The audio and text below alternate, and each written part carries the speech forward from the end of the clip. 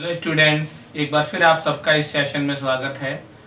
पिछले सेशन में हमने आप सबको ध्यान होगा सर्वांग समता के दो प्रतिबंधों का अध्ययन किया था, भुजा भुजा भुजा प्रतिबंध और भुजा कोण भुजा प्रतिबंध।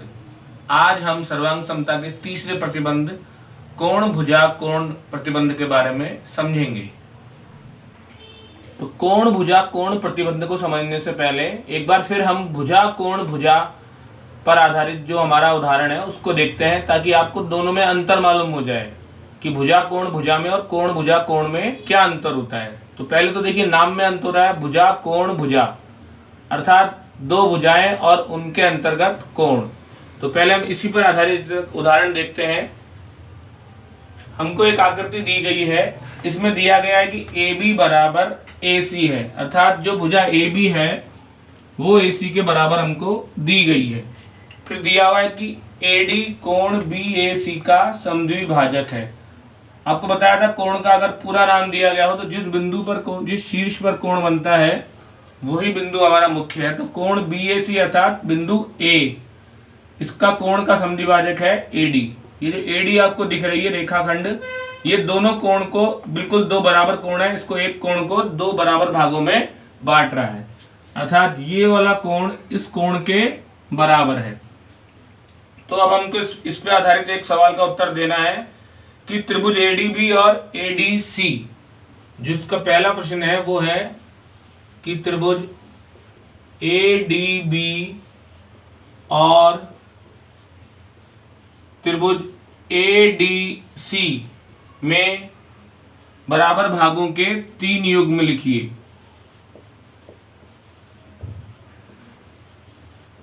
तो कौन कौन से इसमें भाग बराबर हैं वो हमको लिखने हैं।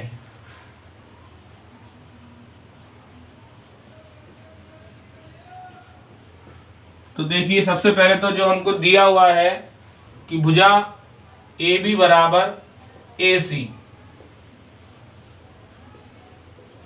भुजा AB बराबर AC, ये हमको इसमें दिया हुआ है।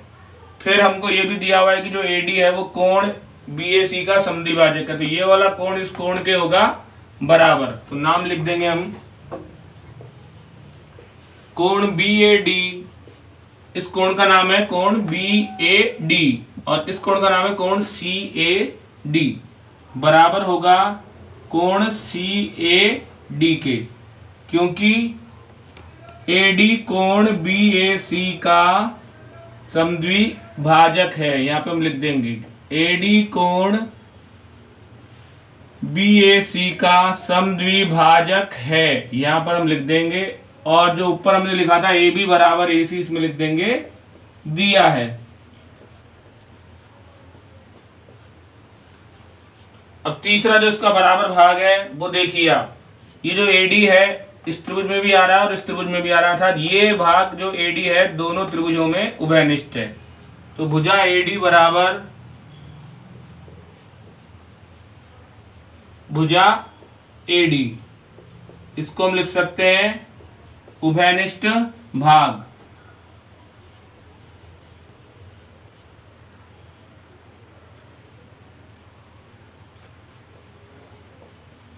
तो इस तरह से हमने 3 जो इसके युग्म है भाग वो बराबर सिद्ध किए कि भुजा AB बराबर AC, कोण BAD बराबर कोण CAD और भुजा AD बराबर भुजा AD। तो ये इसके 3 बराबर युग्म है। अब हम कह सकते हैं कि त्रिभुज ADB और त्रिभुज ADC दोनों हैं सर्वांगसम।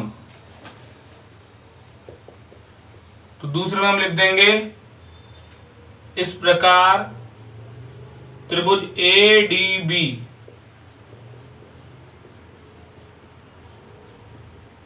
सर्वांगसम होगा त्रिभुज ADC के।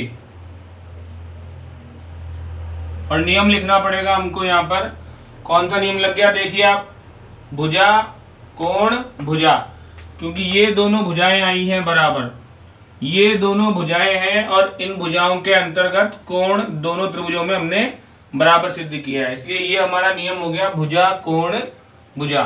तो इस प्रकार त्रिभुज ADB सर्वांगसम त्रिभुज ADC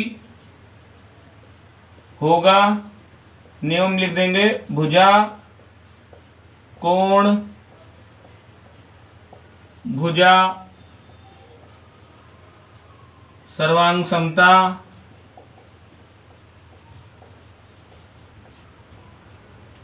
नियम से। नियम लिख सकते हैं, प्रतिबंध लिख सकते हैं आप।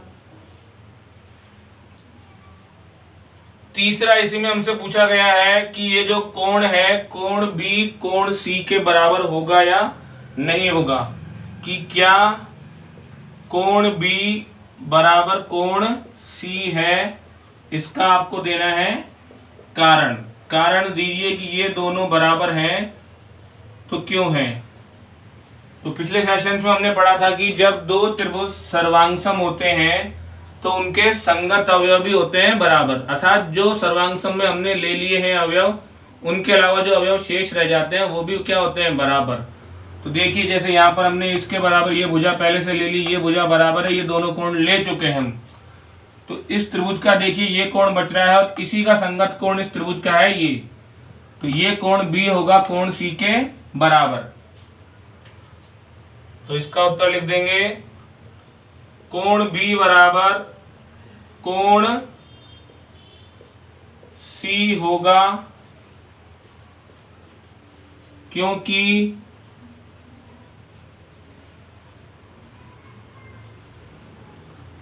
सर्वांगसम त्रिभुजों के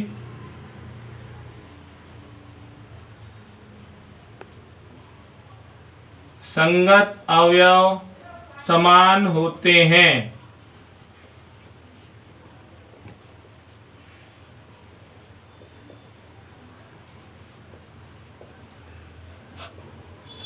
तो इस तरह से हमको ध्यान रखना है कि सबसे पहले जब त्रिभुजों को सर्वांगसम सिद्ध करेंगे तो जो हमारे नियम है उस नियम के अनुसार कोई से भी तीन अवयव बराबर सिद्ध करने हैं। उसके बाद सर्वांगसम त्रिभुजों के संगत अवयव जो बच जाते हैं वो आपस में बराबर होंगे। तो इस तरह से आपने देखा कि ये हमने पिछले सेशन में ही पढ़ा था। इस सेशन में आपको शुरुआत इससे कराई ताकि आपको जो हम आज नियम पढ़ने वाले हैं कोण भुजा कोण, उसमें और इसमें अंतर मालूम पड़ जाए। तो ये तो था भुजा कोण भुजा नियम। तो देखिए दोनों भुजाओं के अंतर्गत कोण था। अब आज जो हम नियम पढ़ेंगे वो आएगा कोण भुजा कोण नियम। इसमें दो कोण आएंगे और उनके अंतर्गत भुजा आएगी। जैसे अगर ये कोण और आप ये कोण ले रहे हैं तो अंतर्गत भुजा ये वाली होगी, ये कोण और ये कोण ले रहे हैं तो अंतर्गत भुजा ये वाली होगी। तो इस तरह से आपको अंतर ध्यान रखना है। भुजा कोण भुजा और कोण भुजा कोण दोनों एक दूसरे के विपरीत नियम है।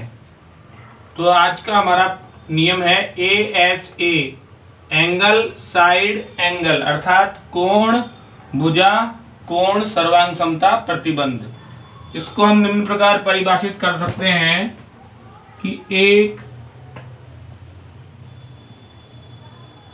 दिए गए सुमेलन के अंतर्गत दो त्रिभुज सर्वांगसम होते हैं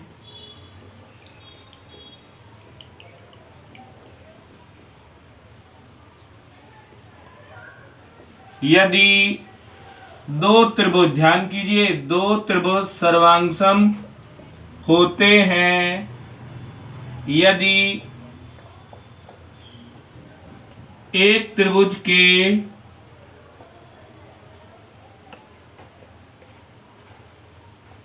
दो कोण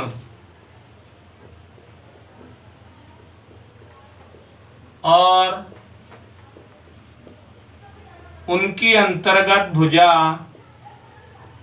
उनकी अंतर्गत अर्थात उन दोनों के अंदर आने वाली भुजा दूसरे त्रिभुज के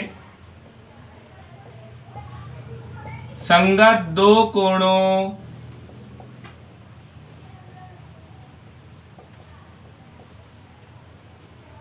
और अंतर्गत भुजा के बराबर या समान होती है।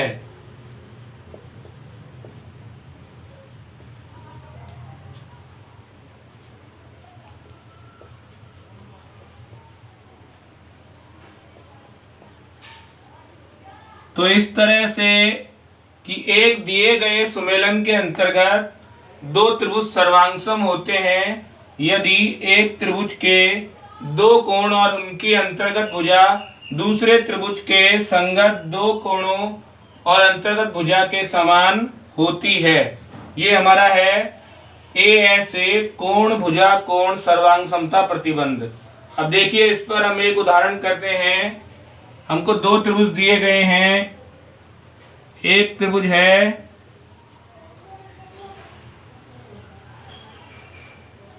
ABC जिसमें कोण ए है 40 डिग्री, कोण B है 60 डिग्री और भुजा ए भी हमको दी गई है 3.5 सेमी। इसी तरह हमको एक दूसरा त्रिभुज दिया गया है DEF, DE और F। इसमें हमको दिया गया है कोण E 60 डिग्री और कोण F दिया गया है 40 डिग्री और भुजा हमको दी गई है EF 3.5 सेमी। तो आपको बहुत ध्यान से देखना है कि इन दोनों त्रिभुजों में कौन से कोण आपस में बराबर हैं और उनके अंतर्गत कौन सी भुजा है। तो देखिए पहले कोण ए यहाँ पर 40 डिग्री का है तो यहाँ पर कोण F है 40 डिग्री का। तो हम लिख सकते हैं कोण ए बराबर कोण F। तो जो ये उदाहरण है इसमें हमको दो त्रिभुज हैं, पहले उनके नाम लिखेंगे, उसके बाद में त्रिभुज ABC और त्रिभुज DEF में कोण A बराबर है कोण F बराबर 40 डिग्री। फिर देखिए 40 से हम 60 की तरफ बढ़ रहे हैं तो यहाँ पे भी 40 से 60 की तरफ बढ़ना है। तो भुजा है AB और यहां से भुजा का नाम आएगा FE। तो भुजा AB बराबर भुजा FE ये हमको दी गई है दोनों में समान 3.5 सेमी। इसके बाद देखिए कोण B 60 डिग्री है और कोण E है 60 डिग्री। तो कोण B बराबर कोण E ये हो गया 60 डिग्री। तो इस तरह से देख लीजिए कोण दो कोण आ गए और उन दोनों कोण जिस भुजा पर बने हुए हैं वो कहलाती है उनके अंतर्गत भुजा। ये दोनों कोण कौन सी भुजाएं बने हुए हैं EF पर या FE पर, तो EF ही कहलाएगी उनकी अंतर्गत भुजा। तो इस तरह से कोण भुजा कोण नियम के अंतर्गत, इसलिए कोण भुजा कोण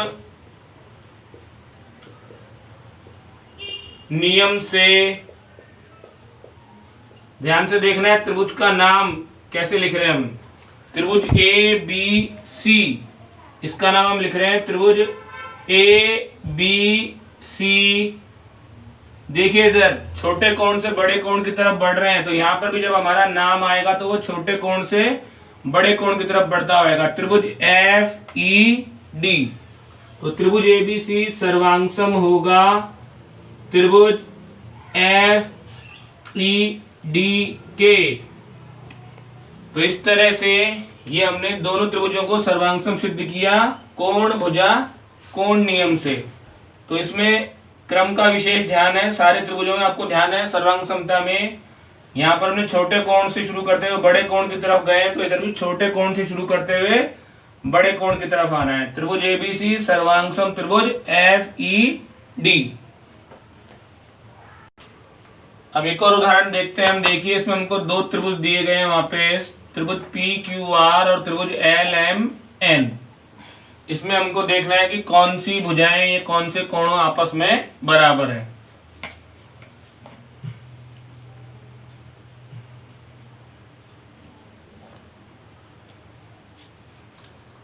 तो सबसे पहले देखिए आप, इसका जो कोण R है वो इस कोण L के बराबर है। तो यहां से आपको दिख रहा होगा आकृति से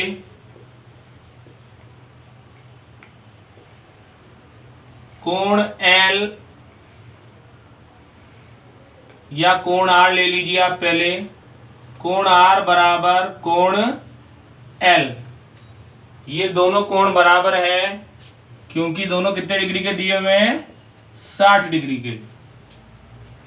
फिर देखिए भुजा आर क्यू बराबर भुजा एल एन, ये दोनों भुजाएं भी हमको दी हुई है 6 सेंटीमीटर की। तो भुजा आर क्यू बराबर एल एन, ये दोनों भुजाएं हमको दी हुई है 6 सेंटीमीटर की। तो ये दोनों भुजाएं भी बराबर है। अब कोण Q बराबर है कोण N के। कोण Q किसके बराबर दिया हुआ है, कोण N के। तो कोण Q बराबर कोण N, और ये हमको दिया हुआ है 30 डिग्री का। तो चित्र से आप देख सकते हैं कि दो जो कोण हैं उनके अंतर्गत भुजा समान है। तो इस प्रकार से इस चित्र को देखते ही आपको मालूम पड़ जाएगा कि ये जो चित्र हैं दोनों त्रिभुजों के, इनमें कौन सा सर्वांग समता प्रतिबंध लग रहा है, कोण भुजा कोण, क्योंकि दोनों कोण समान है और उन दोनों के बीच की भुजा भी हमको बिल्कुल समान दी गई है। बस आपको केवल लिखना है कि कौन सा कोण कौन से कोण के बराबर है, और लिखने के बाद में उनके क्रम का ध्यान रखना है कि इनका नाम किस तरह से लिखना है। तो देखिए हमने शुरुआत करी थी R से, फिर हम Q पर आए। तो त्रिभुज RQP हम इसका नाम लिखते हैं अगर, तो त्रिभुज RQP अगर नाम लिखते हैं तो इसलिए इसमें त्रिभुज RQP सर्वांगसम होंगे। जो हमारा त्रिभुज है RQP, देखिए तो हम लिखेंगे LNM। तो त्रिभुज RQP सर्वांगसम होंगे त्रिभुज LNM के, और इनमें जो नियम लगा है वो नियम है हमारा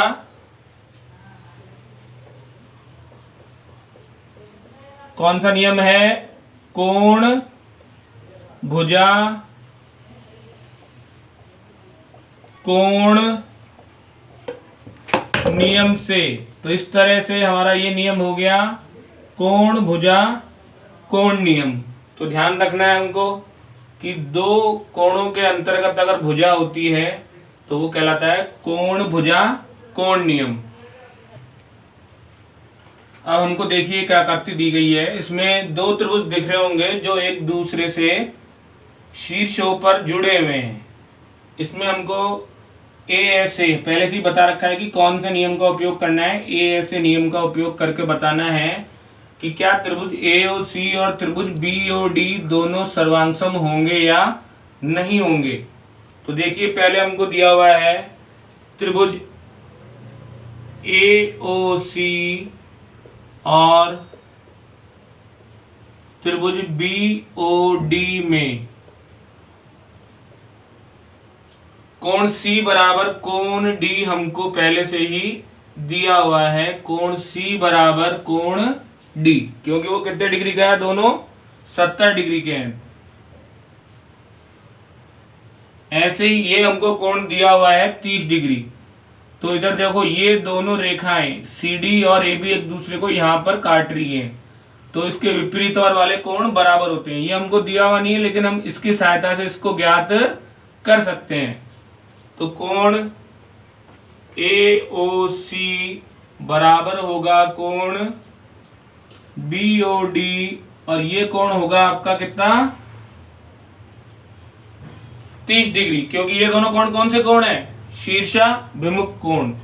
शीर्ष के जो विपरीत और कोण बनते हैं वो कहलाते हैं शीर्षाभिमुख कोण।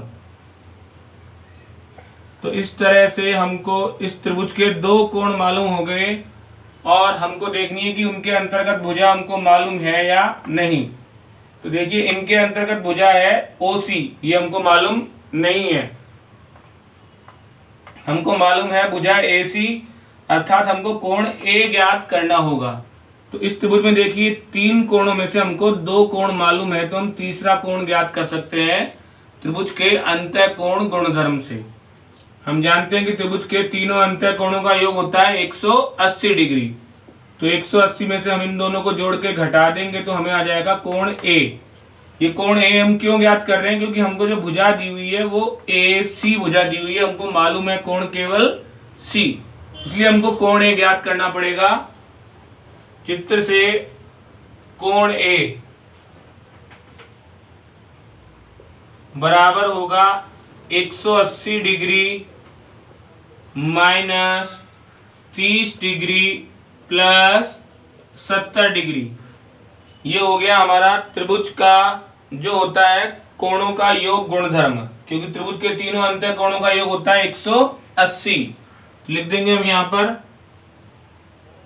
त्रिभुज के अंतः कोण योग गुणधर्म से। तो हम कह सकते हैं कि त्रिभुज के अंतः कोण योग गुणधर्म से तीनों अंतः कोणों का योग होता है 180 डिग्री। तो इसलिए तीसरा कोण अगर हमको ज्ञात करना हो तो दोनों कोणों को हम 180 में से घटा देंगे। तो इस तरह से कोण ए हमको प्राप्त हो गया 70 और 30 100। 180 में से 100 डिग्री गए तो बच जाएंगे 80 डिग्री। तो इस तरह से हमको कोण ए ज्ञात हो गया है 80 डिग्री। अब आप जान सकते हैं कि कोण ए बराबर होगा कोण बी के। तो ये कोण 80 का है, तो ये भी कोण कितने का हो जाएगा? 80 का, क्योंकि इसके भी ये दोनों कोण 70 और 30 हैं। तो ये वाला कोण 80 है, तो ये कोण भी कितना होने वाला है? 80। अर्थात कोण ए बराबर कोण बी बराबर 80 डिग्री।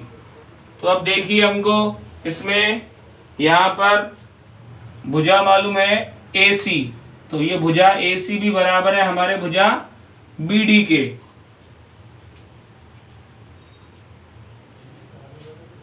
तो लिख देंगे और भुजा AC बराबर भुजा BD बराबर, ये हमको दिया गया है कितना? 3 सेंटीमीटर। तो इस तरह से ये देखिए कोण C बराबर कोण D 70 डिग्री, ये दोनों की पहली बात जो हमको लेनी है। फिर है कोण A बराबर कोण B 80 डिग्री, ये हमने ले लिया दोनों कोण A बराबर कोण B। और तीसरी बात भुजा AC बराबर भुजा BD। तो दोनों कोण आ गए और उन दोनों कोणों के अंतर्गत भुजा आ गई। तो इसलिए कौन सा आ गया हमारा नियम? ASA। अर्थात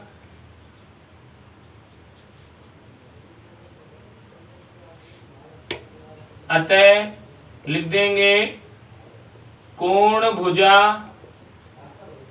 कोण नियम से, जो हमारा नियम है कोण भुजा कोण नियम से जो दोनों त्रिभुज हैं वो दोनों त्रिभुज क्या होंगे? सर्वांगसम। त्रिभुज AOC सर्वांगसम, त्रिभुज BOD। तो दोनों त्रिभुज अपने सर्वांगसम हमने सिद्ध कर दिए कोण भुजा कोण नियम से। बस ध्यान ये रखना है कि हमको देखिए जब हमको प्रारंभ में चित्र दिया गया था तो हमको केवल इसमें 2 कोण मालूम थे और इसमें 1 कोण मालूम था। तो फिर हमने दूसरा कोण मालूम किया शीर्षाभिमुख कोण के नियम से, लेकिन ये दोनों कोण मालूम करने का कोई फायदा हमको नहीं है, क्योंकि ये भुजा हमको उनके अंतर्गत भुजा हमको नहीं दी गई है। हमको जो भुजा दी गई है हमको उसी वाले कोण चाहिए जो कोण उस पर बन रहे हो। तो इसलिए हमने कोण ए ज्ञात किया त्रिभुज के अंतः कोण योग गुणधर्म से। तीनों कोणों का योग 180 होता है, 180 में से दोनों को जोड़ के घटाया तो प्राप्त हो गया कोण ए। इसी तरह से यहाँ पर कोण बी ज्ञात किया तो कोण ए कोण बी के प्राप्त हुआ, दोनों कोण प्राप्त हुए हमको 80 डिग्री के। तो इस तरह से हम कह सकते हैं कि जब 2 कोण और उनके अंतर्गत भुजा समान होती है तो दोनों त्रिभुज क्या होते हैं? सर्वांगसम। वो भी कौन से नियम से? कोण भुजा कोण नियम से।